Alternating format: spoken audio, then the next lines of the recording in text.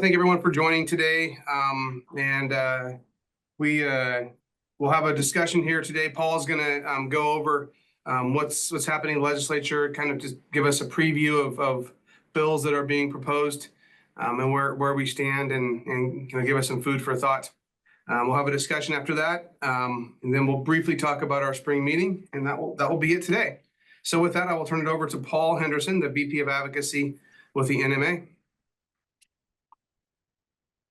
All right. Hi, everyone. Thanks for having me again this year. I prepared just a short presentation of kind of some of the highlights of things that are going on in the legislature. It's by no means an exhaustive list of everything that we're tracking or working on or trying to influence, but I tried to pick out a few things that I thought would be of interest to this group, and then kind of just a few other highlights that we're working on for just general awareness in the medical community. So I'm going to try to share my screen here. Let's see.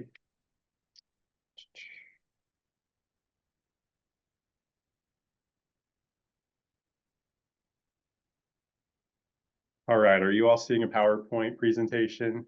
Okay, good.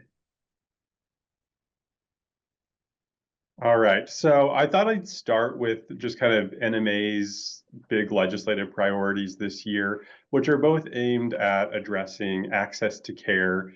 So those two big things are prior authorization reform, and then the second thing is kind of a big investment in Medicaid reimbursement and strengthening the Nebraska's Medicaid program, particularly for outpatient providers. So to start with prior auth, LB 77 is a bill that we worked with Nebraska Hospital Association to draft over the interim, and with Senator Bostar from here in Lincoln to introduce. He's a member of the Banking, Commerce, and Insurance Committee, an influential member of that committee. And we feel like this is a year to make a strong push for it. You probably recall there have been proposals introduced in the past that haven't gotten out of committee. The previous committee chair was pretty aligned with the health insurance industry on that issue, so that made it challenging. But we have a new chair who I think is certainly more open-minded to our perspective. So this proposal makes a number of changes to improve efficiency and transparency. It requires that prior auth requirements be readily accessible, including the clinical criteria to patients and providers.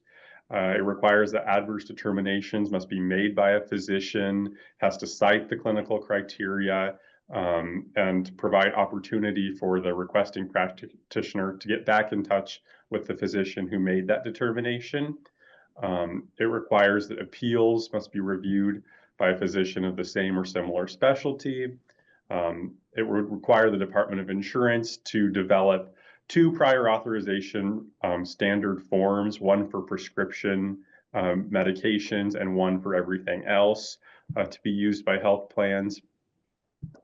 It provides some response time requirements, 12 hours for urgent requests, 3 days for non-urgent requests. That would be after the health plan has received, all of the documentation necessary. It prohibits prior auth requirements for certain care, including cancer care that's consistent with national guidelines, certain immunization and preventative services, and services covered through a value-based arrangement. It requires that prior auths be valid for at least 1 year, regardless of changes in dosage, and for chronic conditions, provides that prior auths must be valid for the length of treatment. So this bill has a hearing on the 10th, not next week, but the following week, which I believe is a Monday. So we're currently kind of getting our testimony lined up for that to make a strong case. So we'll just put out a pitch that if you have really good stories on this, of how it's affected your patients, or if your patients are interested in testifying, please work with Carmen and we'll coordinate, but happy to help assist with providing good input on this one. Paul, Yeah. would this apply to all insurance plans who operate in the state of Nebraska, or would this just apply to state plans, or how would ERISA plans, the insurance plans of your employer, how would that all apply? Yeah, so unfortunately, there's not a lot we can do with ERISA plans because of the way that federal law preempts a lot of that. So this would target everything that the state can regulate, except it does not apply to Medicaid.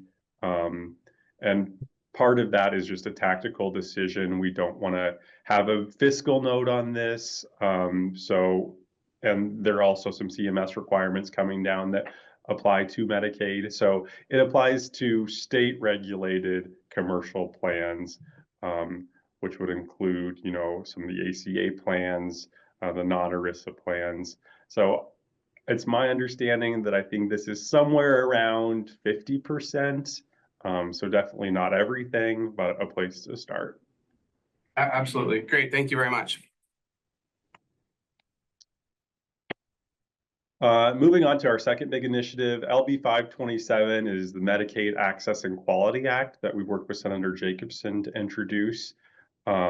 This is essentially $130 million in new funding for Medicaid reimbursement, specific to non-hospital providers of physical health services. It's non-hospital simply because there was a big bill last year that increased Medicaid payments to hospitals, but it did not impact, private practice clinics. And it applies specifically to physical health services. So it's not just physicians, it's advanced practice providers, it's physical therapy, lab work, kind of chiropractors, optometrists.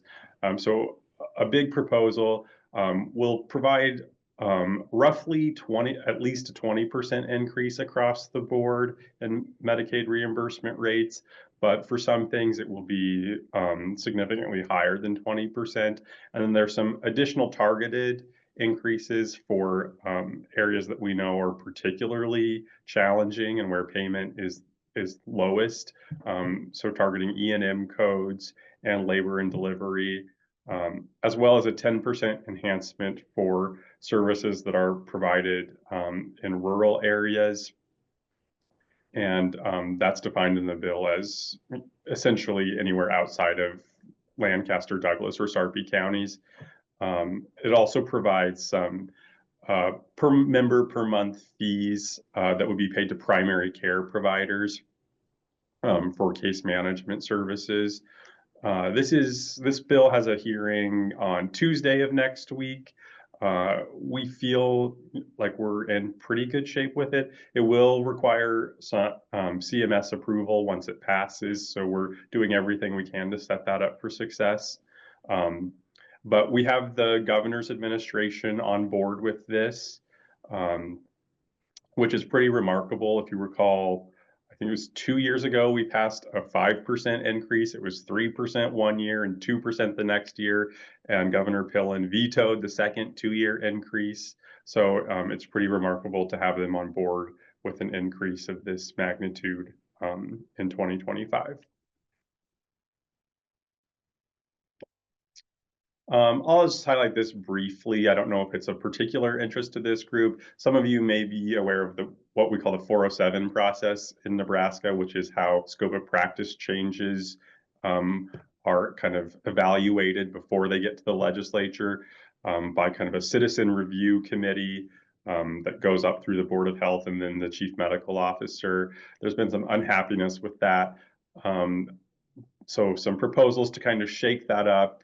NMA has concerns about these because in at least with the first one, LB 436, it would kind of allow the regulatory boards of those professions to decide yay or nay on scope changes. So like for optometrists wanting to do eye surgery, it would be up to the Board of Optometry, which is made up of optometrists, to decide whether they approve of that proposal or not.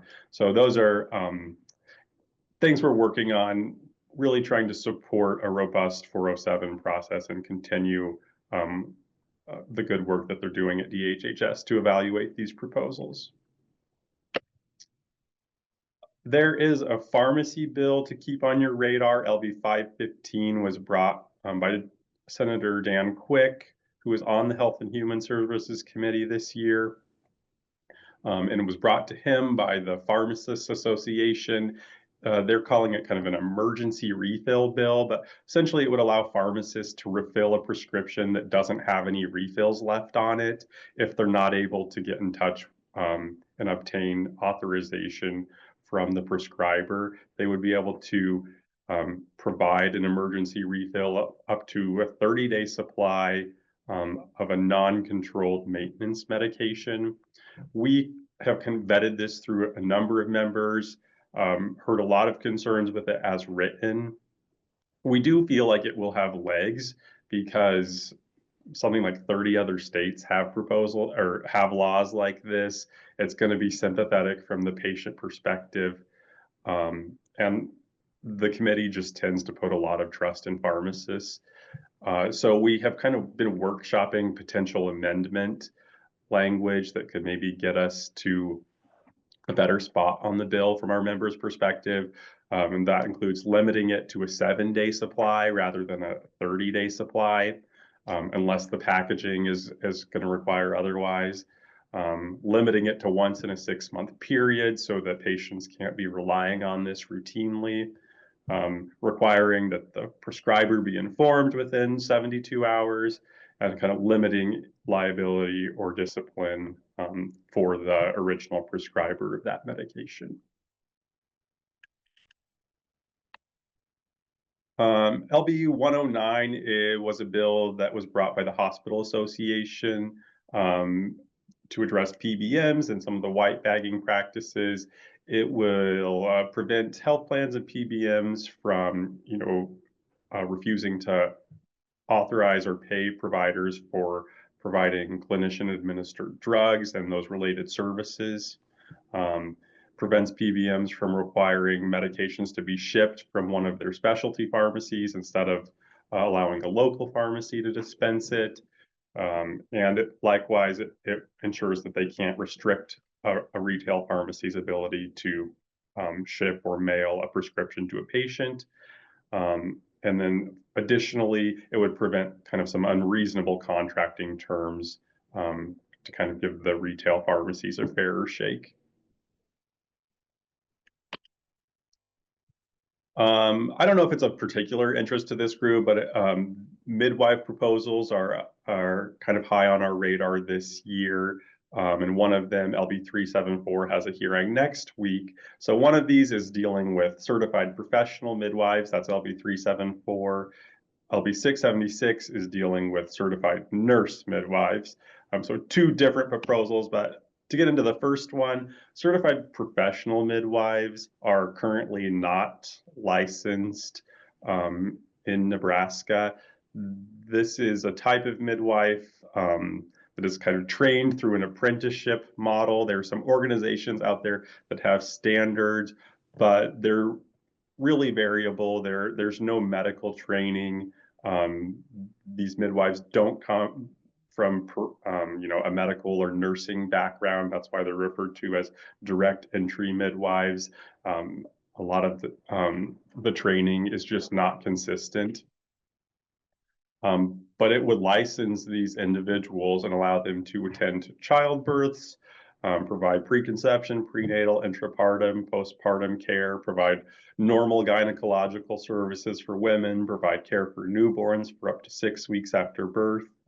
They would be able to obtain and administer a variety of medications, including oxytocin, misoprostol, intravenous antibiotics, fluids, and more. Would be practicing independently and at any location. So we obviously have some strong concerns about allowing these practitioners to practice unsupervised and in home birth settings. That bill has a hearing next Wednesday, so we've coordinated a pretty strong opposition to this one. Kind of related, but obviously different, LB 676 would change the Practice Act for certified nurse midwives who currently practice in Nebraska.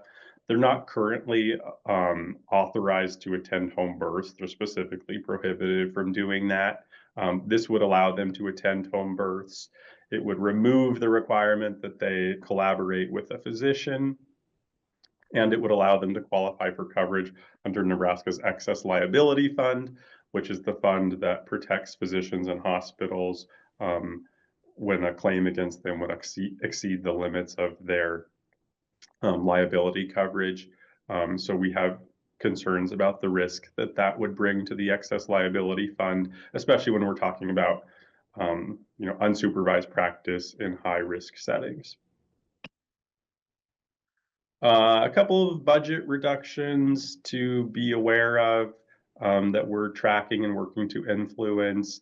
The governor's proposed budget is introduced by the speaker every year. So it says Senator Arch by these proposals. He's not necessarily backing these provisions, but he introduced the governor's budget. The proposed budget would reduce appropriations to the Rural Student Loan Repayment Program, which is a program that frankly just doesn't have enough funding to cover the practitioners that are currently wanting to get into it anyway. So we are trying to get that money restored to the budget and potentially get more money for student loan repayment because there are additional practitioners wanting to be added to it every year. Like this year, there's a proposal to add CRNAs to the student loan repayment program, so it needs to be funded well. Similarly, LB 264, another kind of budget bill, would strike a requirement that Medicaid reimburse translation and interpretation services. You may recall NMA worked on this bill last year, LB 62, to get Medicaid to allow providers to directly bill for their translation and interpretation costs and get reimbursement. So this is kind of a 180 in less than a year. The governor is proposing striking that ability. So we'll be working to try to restore that to the budget. Finally, just a few other items just to be aware of. Yesterday, we had a big hearing on newborn screening, Senator Hansen's proposal to allow families to opt out of that newborn screening that catches a lot of conditions that could have devastating and costly effects on newborns when they would otherwise not be apparent for sometimes several months. So NMA is opposed to that. We opposed it last year and were able to keep it in committee, so hoping to do that again. There are a few proposals that are kind of a follow-up to medical cannabis, the ballot initiative that passed in November. Our primary goal in attempting to influence that is just to provide clarity for physicians and other providers on what they can and can't do. The language is pretty loose the way that it was passed by the ballot initiative. And we know that our members are already getting asked by patients about, getting a recommendation for medical cannabis. So we just want to make sure that that is kind of tightened up so that they know what their responsibilities are. There are kind of some follow-up bills on abortion. We are not seeing any attempts to kind of scale back the current 12-week prohibition, but there are some bills out there that would put some additional kind of barriers or burdens on providers and patients seeking abortion care, things like requiring in-person exams and in-person follow-ups, some additional required counseling and notifications, those types of things. Today, there is a hearing on the elimination of seasonal time change which the NMA supports. One would preserve year-round standard time, one would preserve year-round daylight savings time. We know the medical evidence favors year-round standard time, so that's what NMA is supporting. So just another one to keep on your radar. I think I will just stop there, Carmen, and if there are any questions, I'm happy to answer those.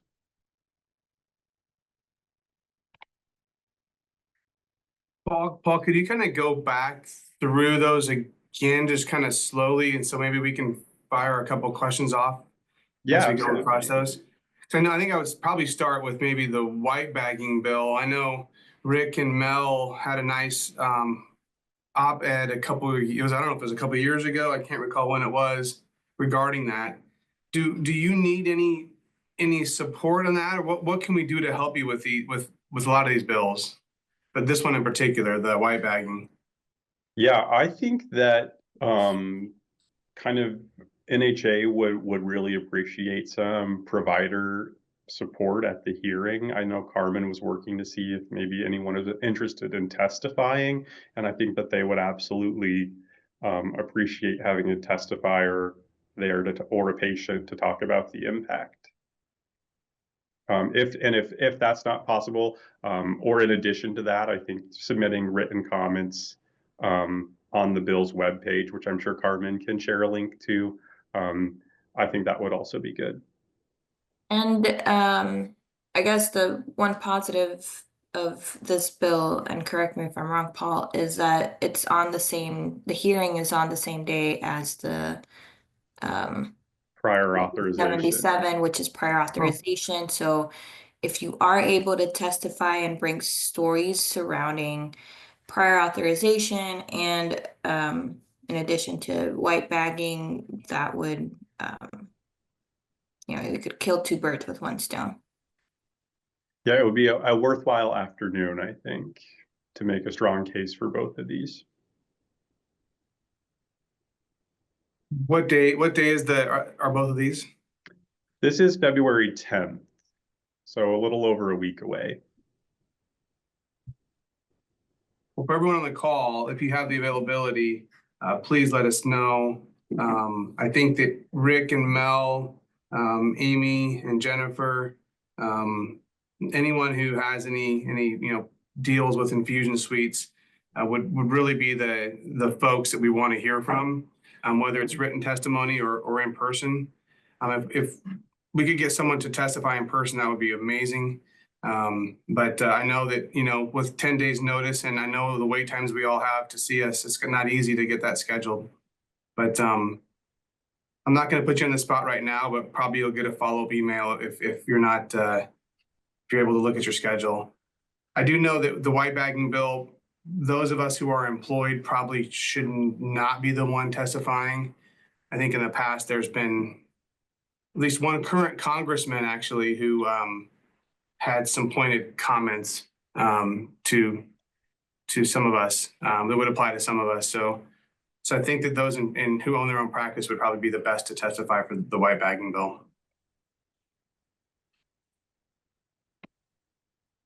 Is there anything we see in this bill though that and Rick and Mel and Jennifer and Amy that we would see in this bill that you have any concerns with?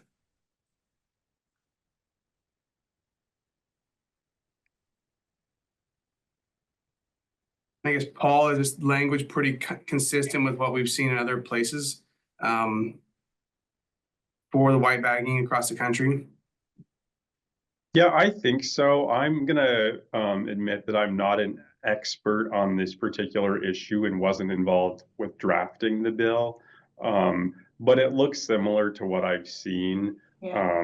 And I think that with NHA behind it, it's probably pretty tight. I think Pharmacy Association was also involved with it. It's So very similar language to last time, and sorry, NHA is the Nebraska Hospital Association, and so that they've been working on it with the Nebraska Pharmacists Association, and have asked us to get involved. They really enjoyed having Dr. Churchill and his staff coming to testify last time, and thought that that was very helpful. And I know, Dr. Snow, you were able to find a patient last time for prior authorization, and would hope that she could maybe be available as well. If you have, I can't remember who it was, but if you have her name, just email me and we can reach out.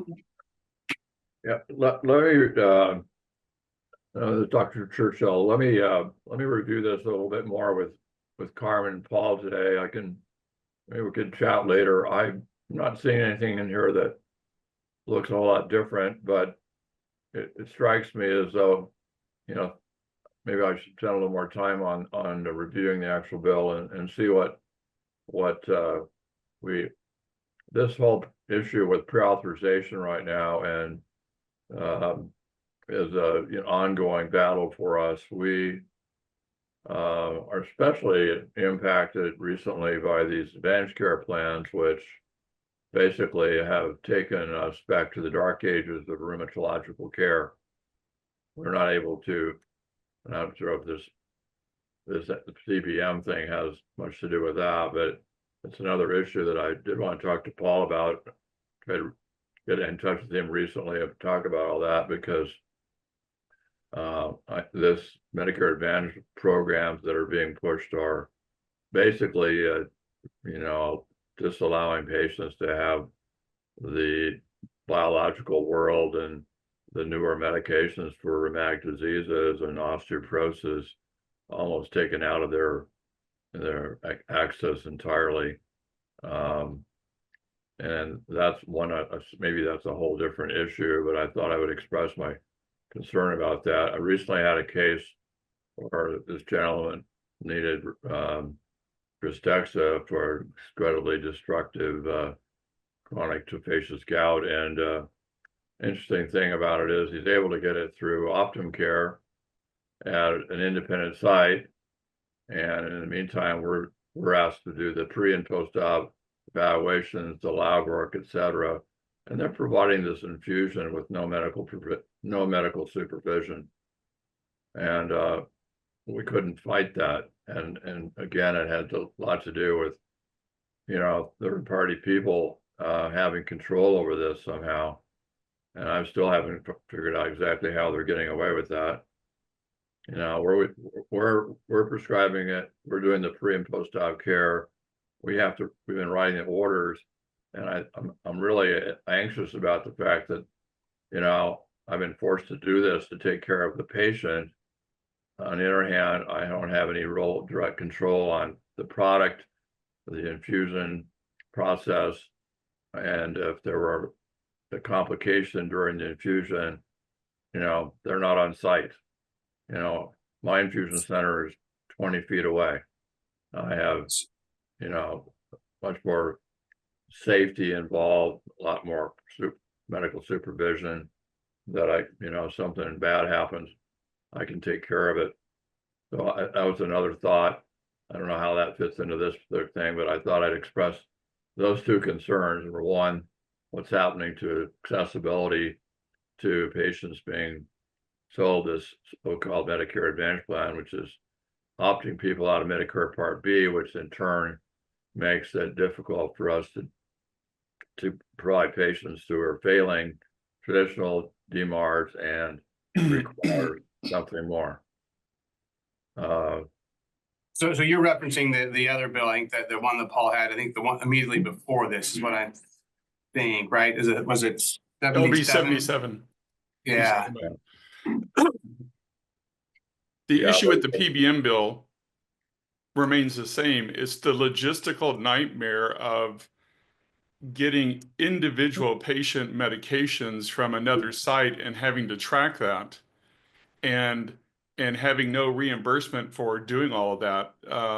If the medicine's late or somehow damaged en route or what, we have no control over that. And it's just keeping track of that for a multitude of different infusion patients would require extra staffing, extra money, and basically no reimbursement except for the actual administration fee, which wouldn't cover that. That's all good input. I think that this group would be great to provide some input at the hearing, and important to share both the administrative burden and kind of the inconveniences and risks that it poses to the patient. The one thing I would maybe respond to Dr. Churchill's comment is just for clarity, is that unfortunately the prior authorization legislation won't directly impact Medicare Advantage plans. Again, it would be preempted by federal law, so we just have very limited ability at the state level to regulate their prior authorization requirements. but your feedback is consistent with what we've heard from others. So certainly room for advocacy on that at the federal level and just generally raising awareness of it. And I do know that you know, at the federal level with the ACR, a lot of what the ACR advocates for, and it kind of works its way up a lot of times. It's actually a lot of times bills will start in states, and the states kind of do these laws and they see how they apply, and they'll make their way up. So even though this may not accomplish our immediate goals, getting this on the books does have a benefit, a momentum benefit nationally, and also has some benefit with in making some of the insurance carriers, you know, apply or do the process this way in part in our state, and it's a starting place. And so you kind of, you know, chunk away the benefits of these bills. That's a great point. So if I'm going to propose that our society puts a letter of support for both of these bills. I don't anticipate that as a contentious decision, but since we have everybody on the call here, if there's anyone opposed, please speak up now. If not, we'll have a letter of support that we will place as testimony on behalf of our society. If anyone wants to write an individual letter with individual stories, stories how this impacts your daily life, your practice, owning your own business, certainly you can file those on your own. And let them to us and say that you're speaking on your own behalf and on our behalf. These really do have impact, but if we can get someone to be at both of these, the impact is magnified. And if you do choose to send your own comments, sorry, Paul, I'm gonna bump you off the share just so I can share Oh yeah, please the do. group.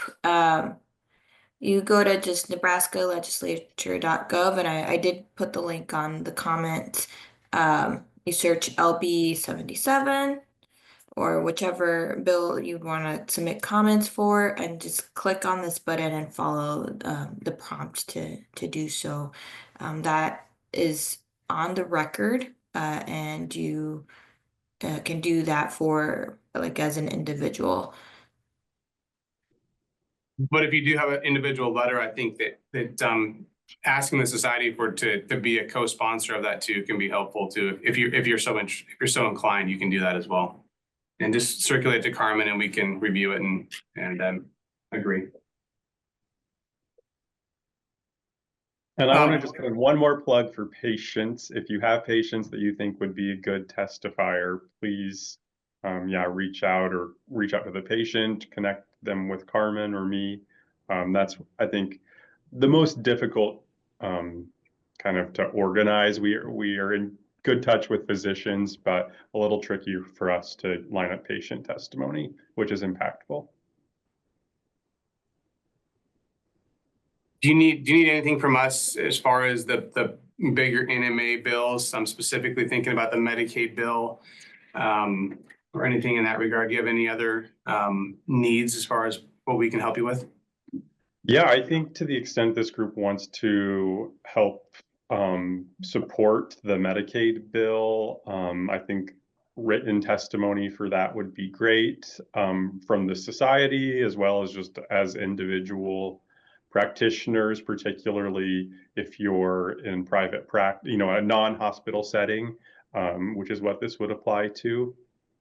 So yeah, I would encourage you to submit comments and just try to spread the word among your colleagues and other healthcare practitioners that you work with who would be positively impacted by this increase.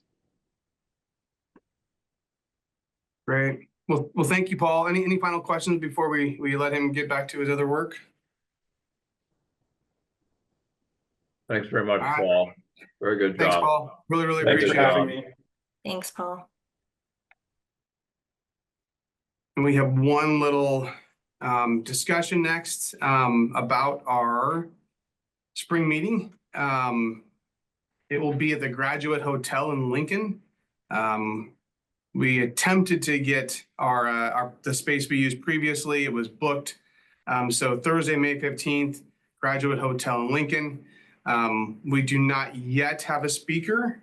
So if anybody has any proposed speakers, feel free to email me, email Carmen with some ideas.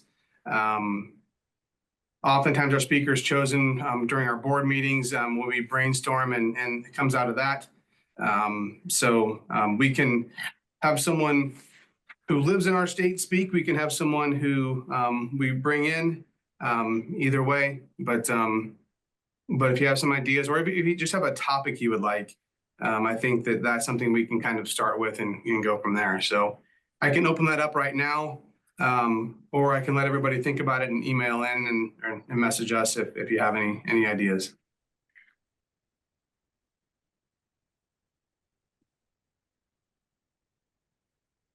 So I kind of figured this early in the morning. So if anybody has any ideas, just feel free to email us. Otherwise, the board will kind of put our heads together and get someone lined up. Any questions or concerns, discussion items while we're all on the call?